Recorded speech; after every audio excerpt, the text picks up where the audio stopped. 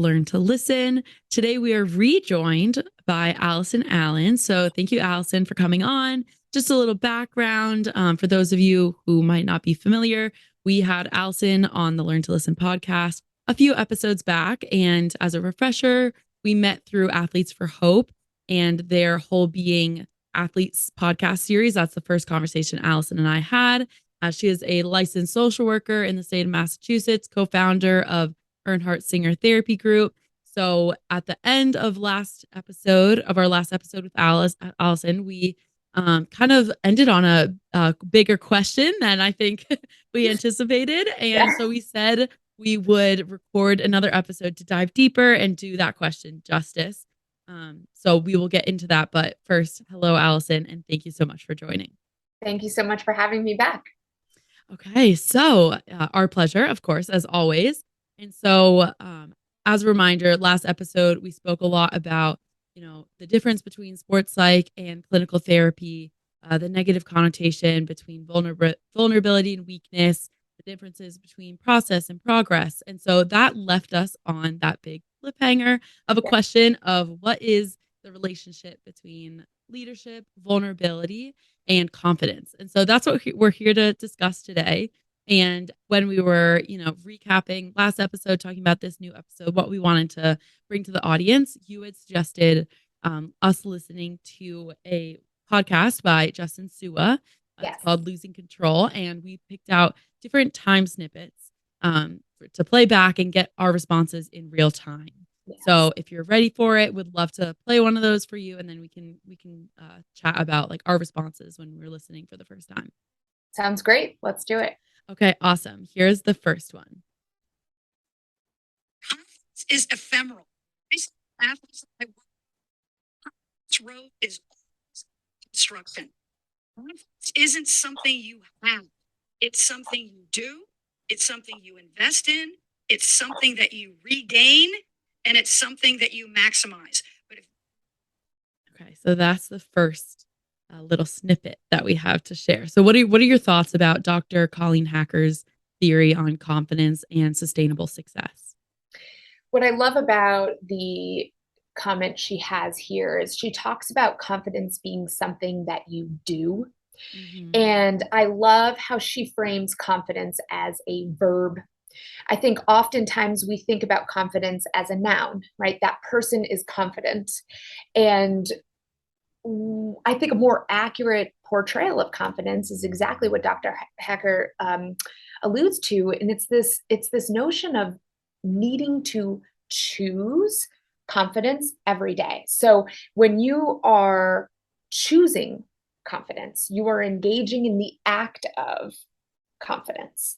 So rather than confidence being a state of being or an adjective, you are actively engaging with being confident on a moment to moment basis. Yeah. Yeah. I love that point. Exactly. It's so like minute or so finite of, I feel like a lot of the times our conversation around confidence is like, oh, how do you have so much confidence? Yeah. Right. Like that phrasing of like, oh, you just have it. Like, so taking that actionable item or that actionable verbiage around confidence is interesting. And it also stuck out to me when I was listening to Dr. Colleen Hacker talking about it, because I was like, oh, it's so quick. We can be so quick to assume with other people. It's like, oh, they just have confidence. They have it naturally. Like it is something that is more of a intrinsic personality trait rather than something that you're continuously working on. And so I love that she says it's something that you do. Like, and I think that's so simple that, hopefully people will be able to take with them. It's like, you have to constantly be trying to maximize that confidence. Yes, absolutely. And I think perhaps one of the other sound clips we're going to talk about talks a bit about performance and how confidence is connected to performance and how performance is connected to confidence. So I look forward to having that quote here because we'll be able to connect this idea with performance as well. So perhaps we could bring that one in at this time. Yeah, I think that's a great idea. Let's do it. Okay, so this is our next clip from Justin Sua's podcast. accessible to everybody, meaning that we can feel confident. And every athlete, whether you're 5 years old or you're 98 years old, most athletes believe and have experienced the fact that they play differently and usually better when they're confident. Confidence works bi-directionally. When I'm feeling confident, now refer to my first point, I'm focused on my strengths, my capabilities, my successes. So I'm feeling confident, I'm generally going to perform better. And then that becomes that closed loop. Focusing on success, I feel confident, I play better. I'm focusing on capabilities, I feel better, I feel confident, I play better. And around and around and around we go. It also works in reverse. So I'm focusing on having confidence first. If you play well, so rather than starting with the feeling, now we're starting with performance. If you perform well, you feel more confident and you focus on your strengths. So hopefully that makes sense. So you can start with thoughts, feelings, performance, or you can start with performance, thoughts, feelings, right? It goes both directions. Okay, so that's our next clip. Yeah, I love it. I love it when, when she talks about it going bi-directionally. And I think one of the things that came up for me as I was listening to that was this idea that, she's connecting confidence with performance and performance with confidence. But I think if we were to expand that a little bit to connect to what we were just talking about, of confidence being a verb rather than a state of being, I think there's a piece there for us to lean into, which is to say that confidence doesn't need to hinge on performance, right? Where, of course, if we are performing better, whether it be at our job or in our sport or in our relationships, if we are showing up in the way that we want to, or performing, if you will, in the way that we want to, of course, we're going to feel confident in our situation, of course. But I think where a big chunk of the work really can be is in this nuanced where how can we stay confident if our performance isn't exactly where we want it to be?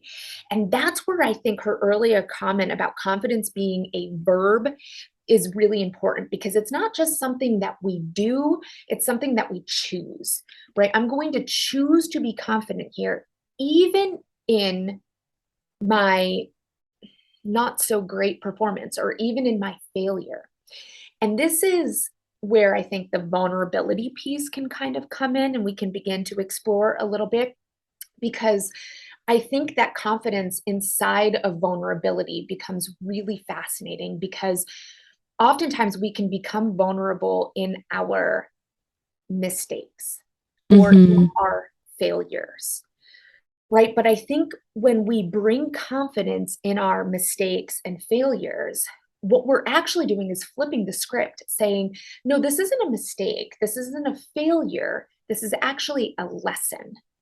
And when we look at that as a lesson, then we are able to become vulnerable in that moment of, wow, I have something to learn here.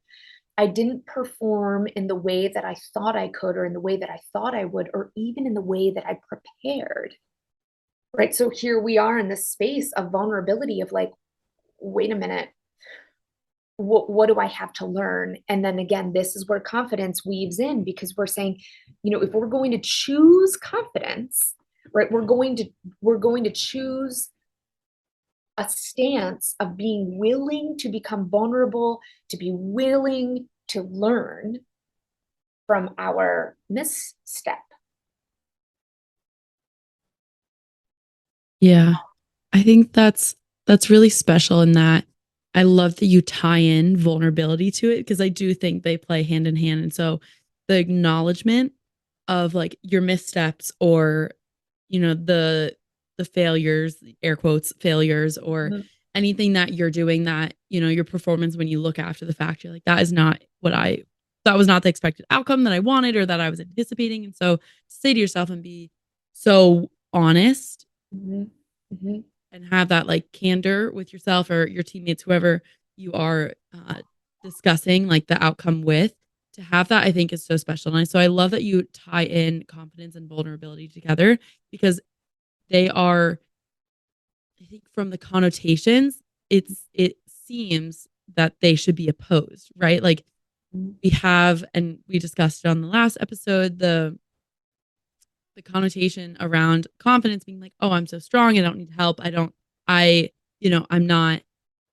excelling in all, I'm firing on all cylinders, right? Right. And then vulnerability is opposed to that, is saying vulnerability is showing I am not succeeding at this. So therefore, one could fall down the slippery slope of saying I'm not confident because it is not going how I anticipated, and I, didn't know myself as much, so therefore I'm less confident. But I think that's, if you can figure out that how confidence and vulnerability play together and how they can actually assist each other, Yes. that's where, like you said, like that really niche spot, a lot of greatness and a lot of learning can come from.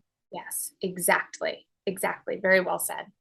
Thank you. Well, I mean, it's helpful having like Dr. Hacker's opinions on it as well. And I know we were discussing the one-liner that is all about confidence begets confidence, right? And like, so the other thing that I also wanted to focus on is that Dr. Hacker really says that it's easy to fall into that slippery slope of you're focusing on your partner's abilities and your lack of ability instead of flipping it on its head, saying, okay, I want to focus on my abilities rather than my shortcomings. And Yes. that's really the spot that you can, if you choose to focus on, that's how you can elevate that confidence rather than tearing yourself down and making the, the opponent or anyone else, even just a stranger, seem bigger or better than you. Yes. So I would love to play that clip as well and have our listeners react in real time with us. When athletes aren't confident, are losing confidence, have low confidence, 9 times out of 10, they're focusing on errors, losses, deficiencies, problems that they have. They're highlighting their opponent's capabilities and under recognizing their competency. So, number one, There it is. Very short, but a lot to unpack in there. Absolutely. I really like that because it really is, it becomes about focus, right? And what are you putting your energy on? And I think as I was listening to it, it was interesting. Kind of this saying came up for me, which was kind of stay in your lane, right? Stay in your lane. And I think one of the things that's important to reflect on when we're thinking about confidence is like, if we're to look at it as a verb, we're looking at what you are in control of, what your responses and reactions are to a certain circumstance. And so if we have the power, why not choose putting the focus on our own power and abilities?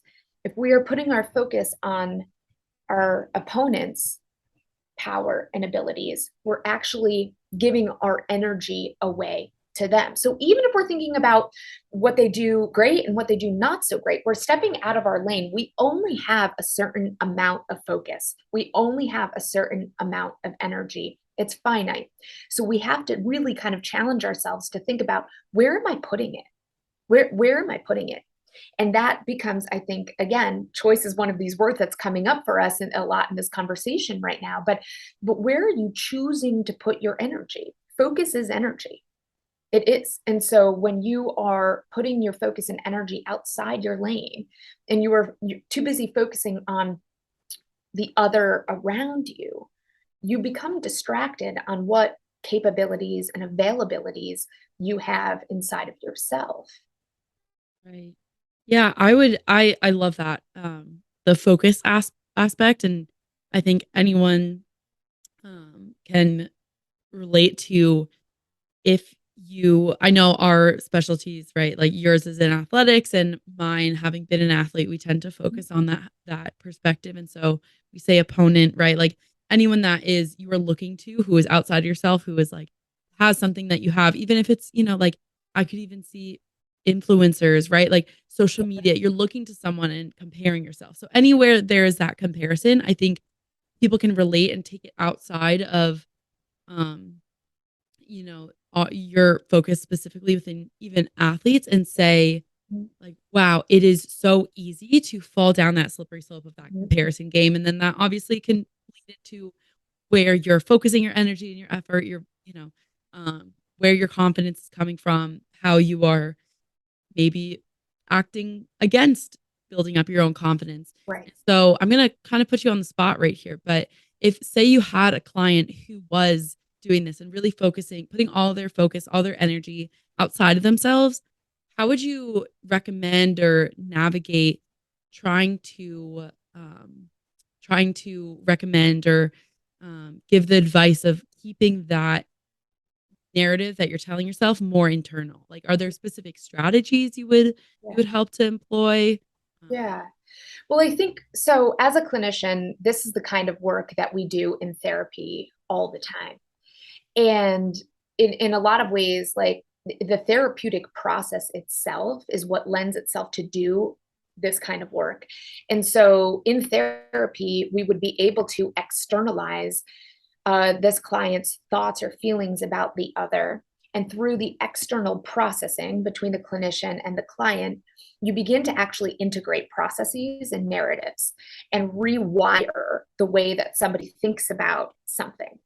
So, in a lot of ways, just the act of engaging in therapy allows you to kind of move around what we're talking about. So, the greatest thing is to focus on going in. And I think in a lot of ways, the way that you can do that is begin to identify and name what is mine. What is mine? What feelings are mine? What thoughts are mine? How am I showing up to a circumstance? And then recognizing what is other, right? What are their thoughts? What are their behaviors? How are they showing up in circumstances? And we can get into a very slippery slope of the comparison game, right? If I do not have this and I'm valuing this, then I must have nothing and I must be whatever, fill in the negative, fill in the blank with any negative adjective, right? So that's when it becomes really important of recognizing, okay, what is mine and what is other? And we begin to need to identify what are your value systems? What kinds of things are important to you? Where are you putting your energy and what do you call worthy? And more often than not, what we find is when we get super clear around what those things are, all of a sudden the other starts to dissipate or dilute or dissolve because what we really find is that oftentimes that they don't align. And when we get really clear around what we want and what we're bringing and what we have to offer, all of a sudden the other doesn't seem as vibrant or as important or as what we really thought it was.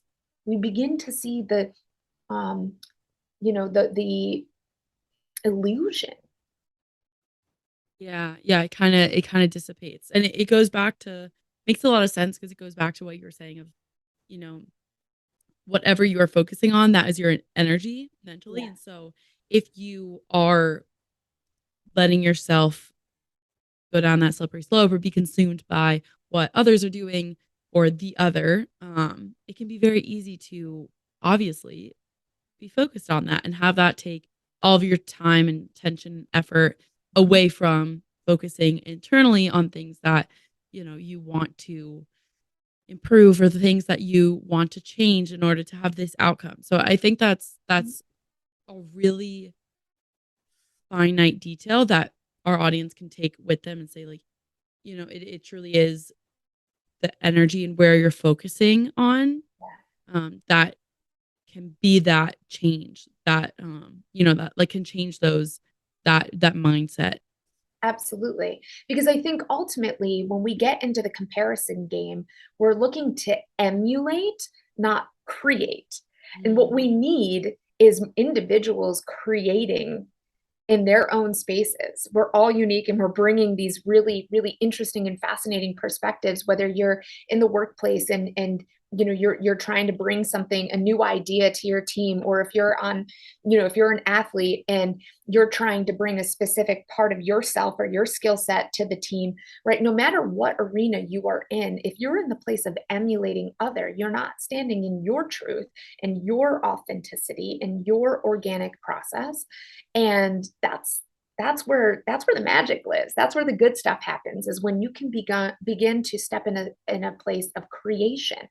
And again, bringing the idea of confidence back in. When you are creating something new, you can stand confident in that because nobody else has that to offer, right? You can stand confident in your creation because it's yours.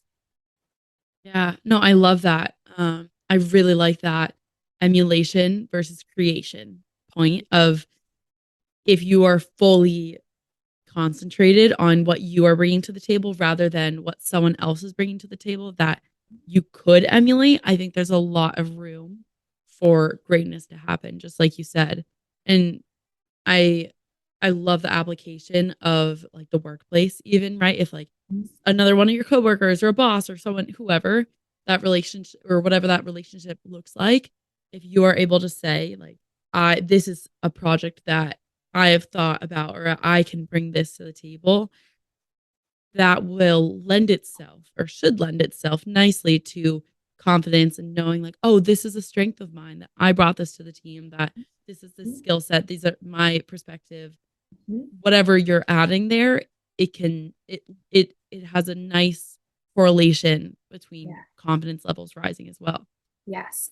And I think this again is where vulnerability comes in. Mhm. And because these things are so closely braided into one another, I think when we are standing in our confidence that's rooted in creation, we inevitably and naturally become vulnerable because we're offering up something new, right? And that can be scary, and that can also be perceived as threatening in some areas that might not be as growth forward or growth minded, right? So I think we also just need to hit pause for a second and really honor and recognize that to do this, we are asking ourselves to engage in vulnerability in a way that might not feel comfortable. What we're talking about here is hard. And I think it is an act of bravery. And I think it's important to just hold space and acknowledge you know, the uh, the leap that you have to take in order to do these kinds of things.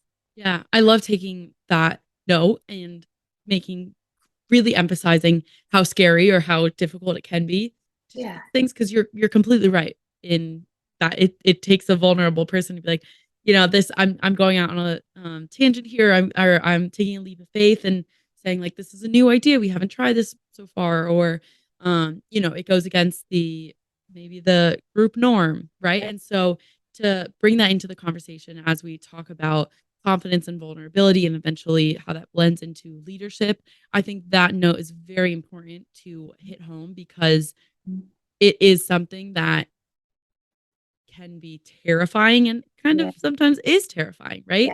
And Yeah. so I think that you can't have a discussion about confidence without also having a discussion about vulnerability and um, putting, yourself or your thoughts out in a scarier place where you might not know what the response or the answer is going to be. Yes. Yes. Yeah. And so with that, I would love to ask you, I know before we were chatting, we were trying to parse through, even because it's such an interesting relationship between Mhm. confidence, vulnerability, leadership, and how, what our opinions are on all of them, how they all intersect in our own lives, and then also just generally in society. And so let me ask you, this softball of a question, right? The Okay. relationship, relationship between confidence, vulnerability, and leadership. How do you see them all working together? Yeah. I think the way that when we were talking about it earlier, the image that came up for me was a triangle, and how each one of them offers up a different point of the triangle. And it's interesting because this conversation, I think, has um, led us in a direction of one way that they can all connect. We started with confidence, and we talked about how confidence can lead us to this place of vulnerability. When we're standing confident in our creativity, when we're standing confident in our uniqueness, we inevitably call in a realm of vulnerable.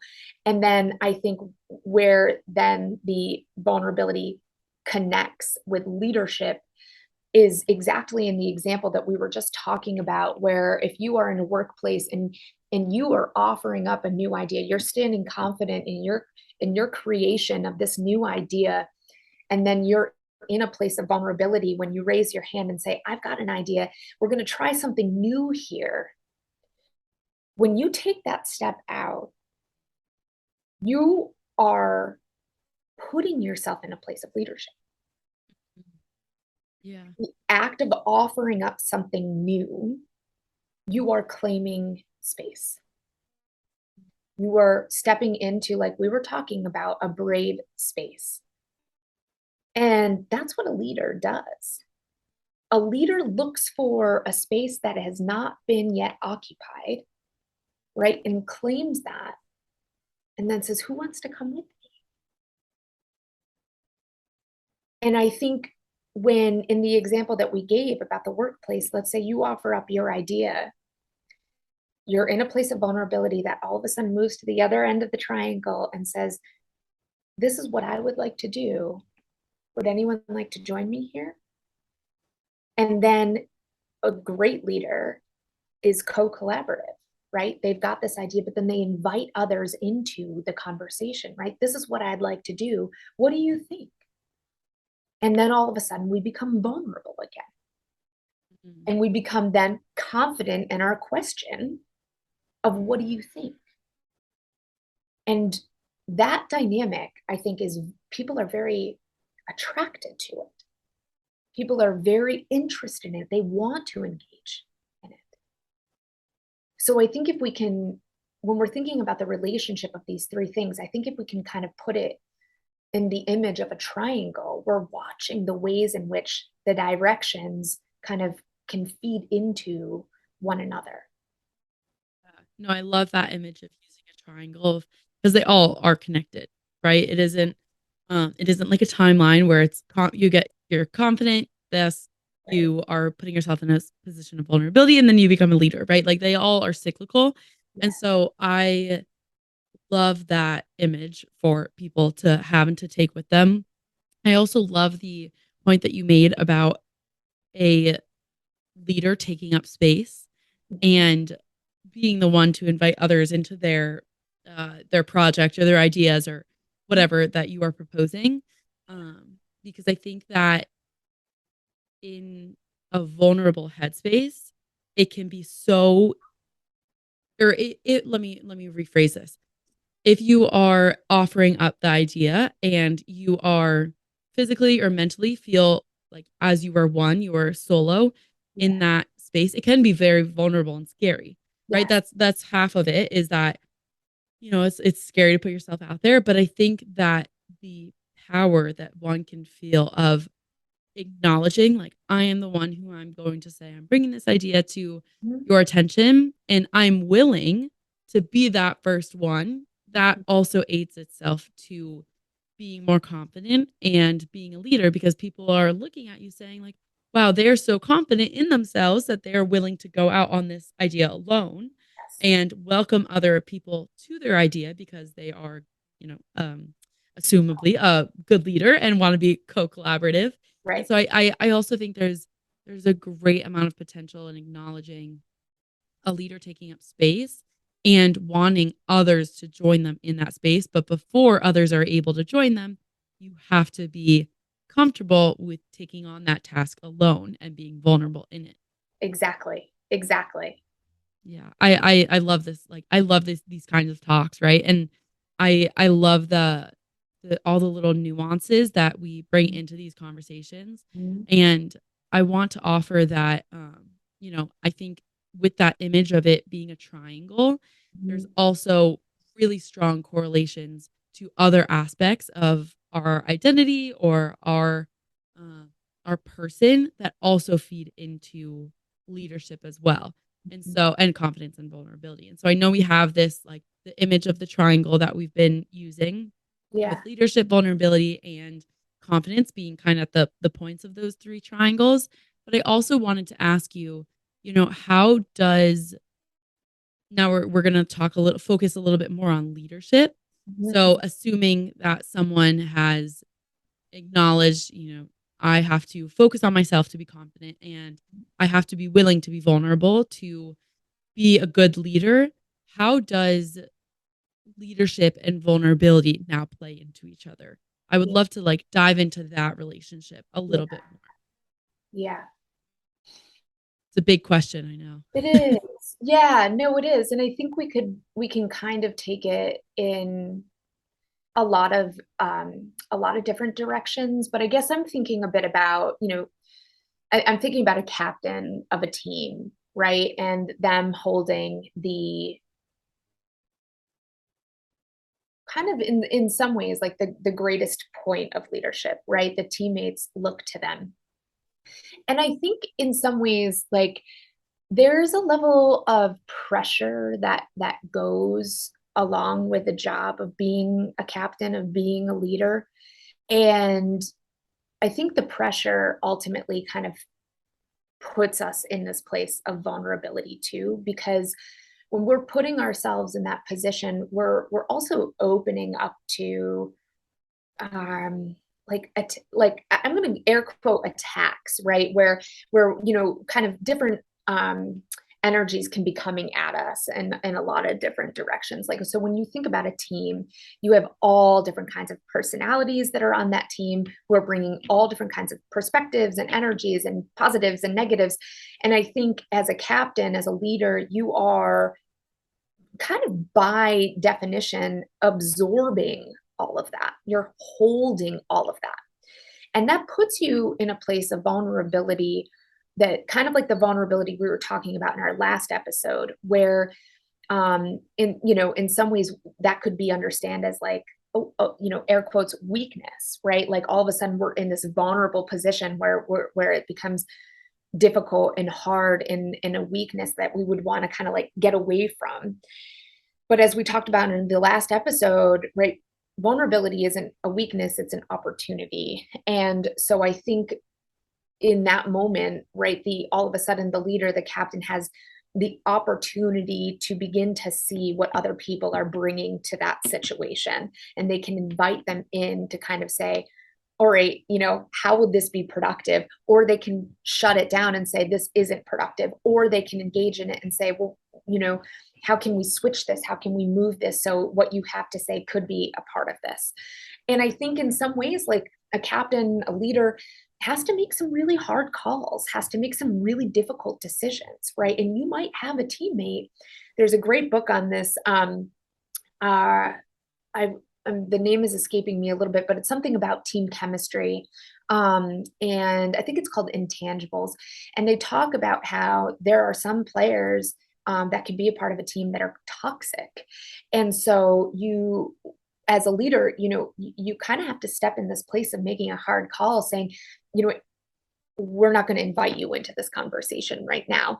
And that puts you in a very vulnerable spot because all of a sudden you might not be as well liked as you thought you might be as a leader, right? And so I think when a captain has to step into a space of saying, you're not benefiting the whole, or if a boss at a workplace has to say you're not benefiting the whole, that puts them in a place where all of a sudden they aren't as popular as perhaps they want to be or they'd like to be, or they other people are kind of seeing them as. So I think that's a piece that really opens the leader and the captain up to attacks and vulnerability. Yeah. Yeah, no, I love that point of that is a potentially scary place for many, especially if you are like the captain example for a team, Mhm. right? Odds are your teammates are in similar ages for you. So there isn't that, that like added barrier or added boundary of, this is a boss or someone like Right. that maybe in a workplace you would assume have. And so I love that potential for pressure and Yeah. extra vulnerability or extra responsibility of if you're in a position of leadership, you know, the vulnerable part of the vulnerability is that you might lose parts of a relationship that you value. And I think that is the trade-off or the potential trade-off Yeah. of being a leader is if you want to lead, of course, some decisions are going to be a little bit harder than other ones. You're not going to be able to um, relate to all of your of all the people you're leading, right? Like now you are seen in a different level or a different status or whatever Mhm. word you want to put in there. But that elevation, that extra responsibility comes with a toll. Yes. And so I love that you brought up those points. And I think when I was thinking about vulnerability and leadership, it swings both ways for me in terms Mhm. of course, like leadership and vulnerability they can play into each other, Mhm. but if you also like they can maximize each other, right? Like they can have a symbiotic relationship of, Yeah. you know, better leadership equals better or more vulnerability. Yeah. And so when I say it swings the other way, I also think that bad leadership and not enough vulnerability can Uh, also be detrimental to a team. And yeah. that's something, or, a team in any way, not just athletic sense. Right. I think that's something that has in my own personal experience, I have become attuned to of Mhm. in my leaders in my life that I know have made a big impact on me and others around me. I have seen a direct correlation of what's important for me is I know in a leader, I need to see that vulnerability. Yes. Because for me to be vulnerable on their team as a team member, a team player, I have to feel like, oh, if I present an idea and I'm unsure of what the outcome is going to be, or I'm unsure of how it's all going to play out, I can't be wondering if leadership, if I express that vulnerability, if my leadership will doubt me. And I Yes. think that's something that is very, very, it took me a while to understand that and a lot of Mhm. different relationships with leaders to be able to pinpoint what it is for me specifically. But I know when I look at leaders, I need their leadership and their vulnerability to stay consistent no matter what their Yeah. team or their players or whatever, Mhm. whoever you're talking about are doing. And I Mhm. think that unwavering factor also plays into that, the self confidence, of course, but I think that also plays into leadership and your ability to be vulnerable. Yes. I think that's really, really well said. And I think um, it speaks to the power of mirroring in Mhm. order to create safe spaces, right? So, like you were saying, if your leader is exhibiting vulnerability, we become we feel like it's a safer space for us to reflect that kind of vulnerability back, which then in turn reflects the leader's vulnerability back. And so you kind of have it's actually making me think of a one liner that Dr. Hacker said before, which was confidence begets confidence. I think here what we're seeing is that vulnerability begets vulnerability, right? If we're in spaces where people are vulnerable in front of us, and especially if the people that are becoming vulnerable in front of us are in leadership positions, they are modeling for us how to do it. And leaders are models, right? And so they're modeling for us how to become vulnerable, and they're also in that modeling creating a very safe space for us to become vulnerable, and we need to feel safe in order for us to truly begin to open up and unravel. Yeah.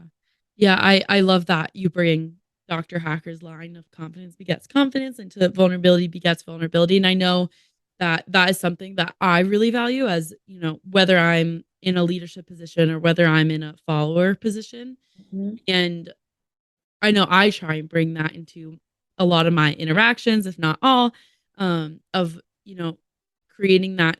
It goes both ways of creating that space Yeah. so someone else can feel comfortable being vulnerable, but also allowing yourself to feel vulnerable. And Yes. so I know that even this is so currently I'm going through a leadership training myself through this post Mm, grad program that I'm in. And one of the trainings that we just completed, it is very, it even mirrors this conversation that we're having of in a leader, what qualities really speak to you. And, it's part of a self awareness assessment cool. of Yeah. knowing, on a bigger scale when you are either in the job market or looking for leaders that looking for a mentor for someone to mentor you, um, Mm, knowing what you are most motivated by is very essential to that relationship and to having confidence and being able to feel vulnerable. And I know for me, one of the things that they were talking about is kind of like this graph of competence and connection. And mm, so that this is where vulnerability comes into play with leadership because if you feel like you are connected with your leader, yes. then you are able to have that stronger bond. You are able to be more vulnerable. You are able to complete better work and, of course, you want high magnitude in each of those, right? Like high connection and high competence. Competence, of course, is how much do you trust a person to know what they're talking about and to know that they are headed in the right direction. Yeah. And so for me, I know that if it came down to I had to only pick one, connection would be the one that I know I work Yes. better with in that I know that problem solving we can solve a problem, Yeah. however we can, but if we don't have that connection, if I don't have that environment for myself to feel vulnerable in and offer ideas and know that they will be valued, I know that that relationship won't lend itself to me feeling confident in that space. Sure. Yeah, that makes a lot of sense. Wow, that's really cool. I like that a lot. Isn't that interesting to It's think about? so interesting. I'll It's send you the graph later. please, yeah. Yeah. Shout out Advisa. They're the they're the people who taught me that. Amazing. I love Yeah. it. Yeah, and so I think too that something that I want to tie this all together Yeah. in or together with is that self-awareness piece that I was kind of alluding to of I know this is the type of environment that I need to be successful. And I think this plays a lot into identity. And I know we've danced around it a little bit in this episode, but it was something that we both wanted to speak to of, confidence in itself is just weird to think about. You know, there's no one way of building up confidence. There's no one way of losing it. And so I would love to kind of talk about as we're navigating the relationship between confidence, leadership, and vulnerability, how our identity and the self really Mhm. plays into all of that. Yeah. Yeah. I I really like that because when we're thinking about identity, we're asking ourselves the question, who am I? And because my work is rooted in because my clinical work is rooted in athletics, I will speak to that because that's what I know. And oftentimes, what I see is when an athlete loses confidence because they've tied their confidence to their performance. And athletes, I have found, really identify as athlete, right? So when you ask an athlete, an elite athlete, who are you? Oftentimes they'll respond with, well, I'm a soccer player, or I'm a hockey player, or I'm a dancer. Um, so I think it's really important for us to take a look at how we're answering the question, who are you? Because if you are answering it with, I am athlete, and you are then connecting your confidence to your performance, we get into a really complicated, messy situation. Because what we're looking at is I'm a good person, or I'm doing well, or I'm good if I'm performing well. There's a direct link there.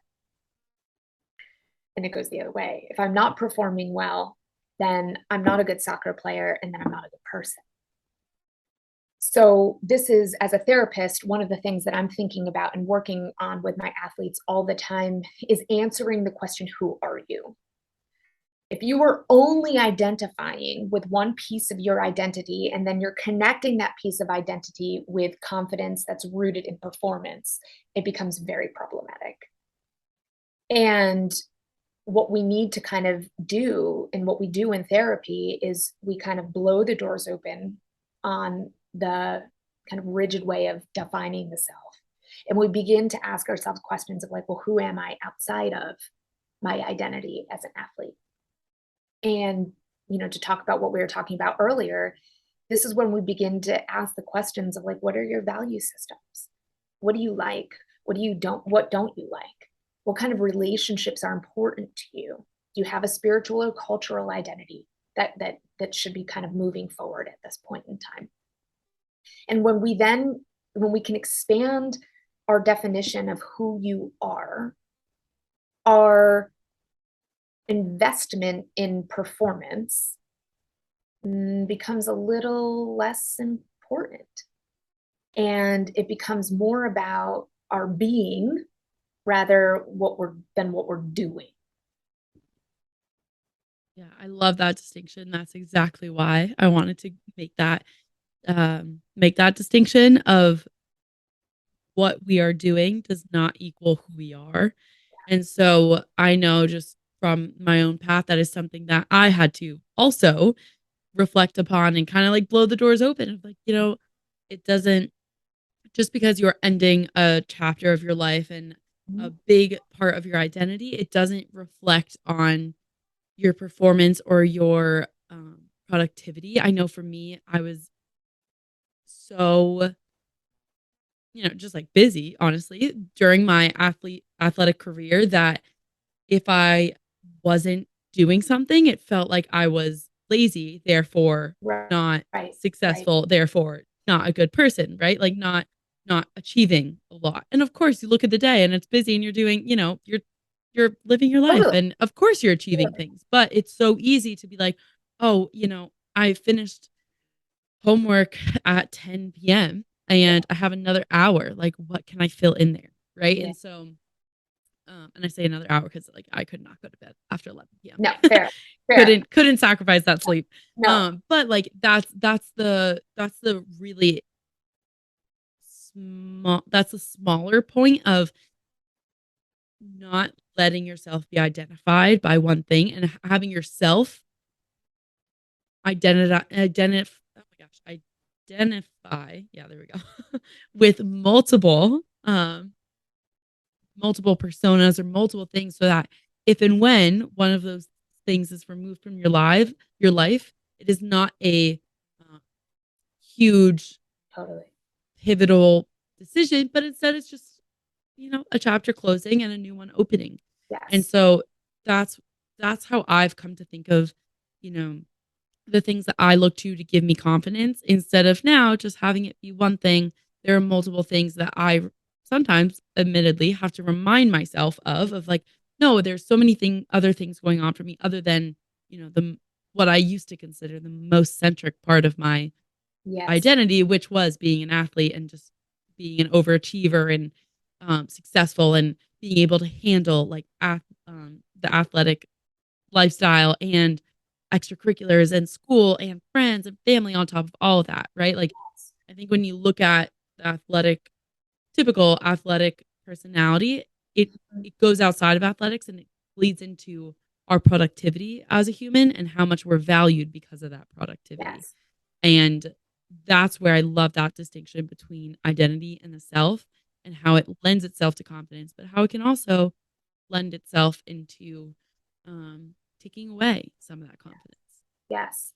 Absolutely. And I think as you were speaking, I was thinking about the importance of, like we were talking about, like staying in your lane and what are you putting your focus on. The importance of you as an individual answering the question, who are you? And I think a great example of this is when we take a look at collegiate athletes. They are defined, their identity is defined for them. The institution, the college, will call you a student athlete. Who are you? You're a student athlete, right? It's been defined for you. Hey, don't worry, don't think about it. You're a student athlete. And when we find outside forces beginning to define us as who we are as people, we lose that space where we can, like we were talking about before, be creative.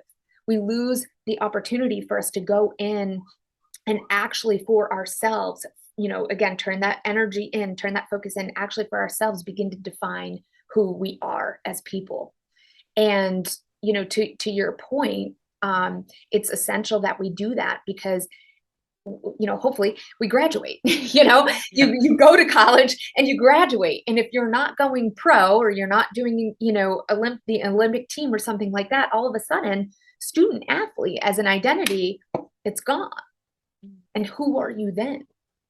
And that's why when we step into our power and begin to identify who we are, where we begin to name who we are, where we put the labels on the things, then we're in a space of evolution rather than termination. Yeah. Yeah, I love that. And it gives us it puts us in that position of leadership as well, of I'm the one leading and choosing, Exactly. my fate. I love that. I think that's a wonderful note to end on. There's obviously we could probably go for hours, right? Like Yeah.